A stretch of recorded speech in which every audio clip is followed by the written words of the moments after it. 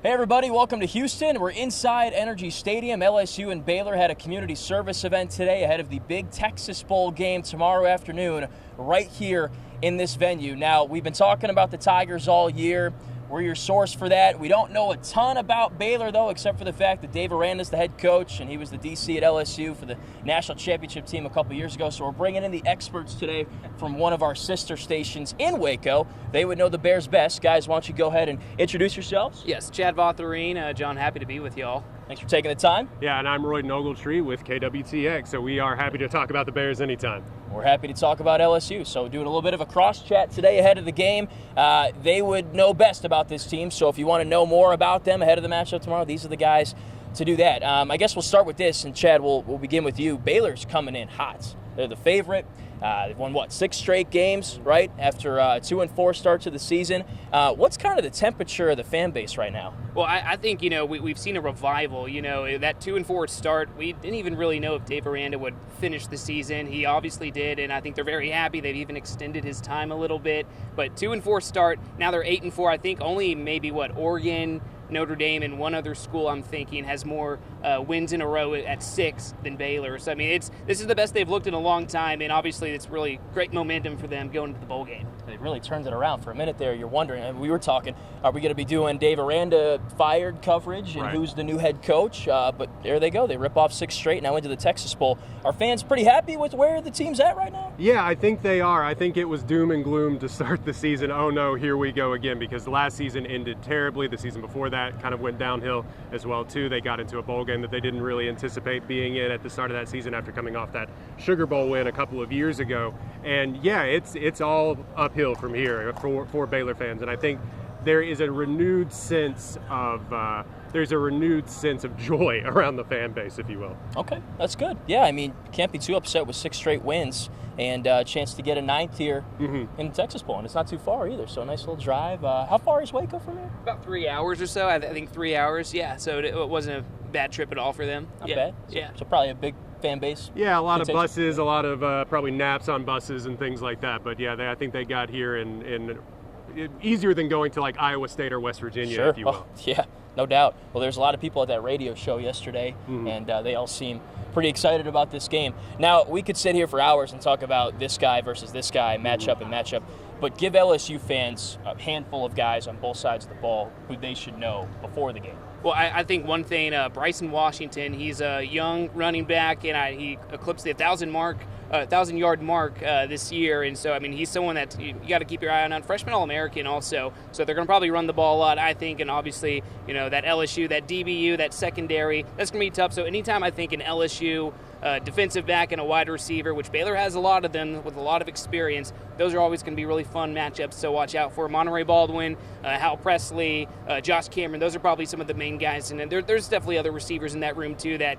Sawyer Robertson, the quarterback, has options for. But, yeah, those are going to be some fun matchups to watch out for the offensive side for Baylor. Yeah, on the defensive side of the ball, you're going to have to look out for the linebackers. You have a sophomore in Keaton Thomas, who led the team in tackles, and then a 6th-year senior in Matt Jones. He's been around the program for a long time. Of course, he was a part of that Sugar Bowl victory back when.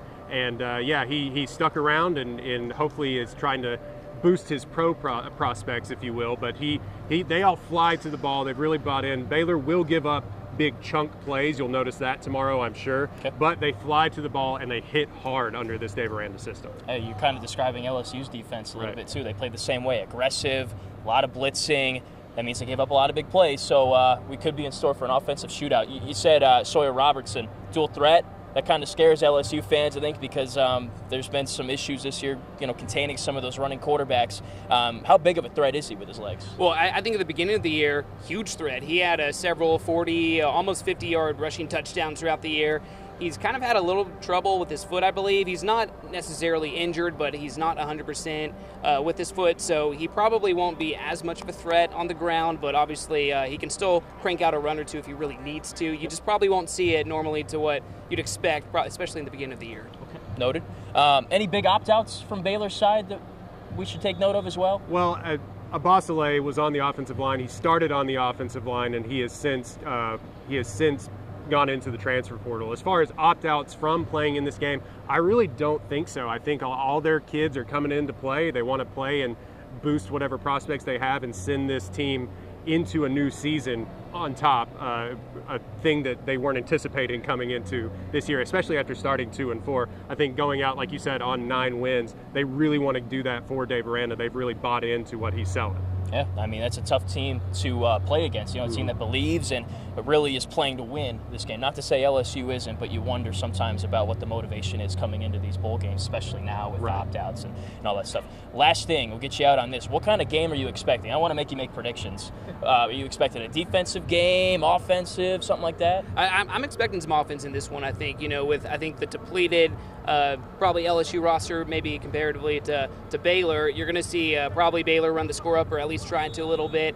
They have great defense, but obviously we know the abilities of Garrett Nussmeier. We know the abilities of that receiver room, and we know that he's going to lead that offense really well against Baylor team. And Baylor necessarily hasn't probably seen caliber of talent offensively on the defense side as compared to LSU. So I think we're going to see a high-scoring game. Baylor's going to be able to keep up with them, though. That'll be fun. Yeah, a lot of bend, don't break, like we've been mentioning from this Baylor team, and I think you'll see some big, long touchdown runs and passes from Nussmeier and from Sawyer Robertson on both sides, and I really predict that we're going to have a shootout here at the Texas Bowl, exactly what I imagine that the Texas Bowl wants.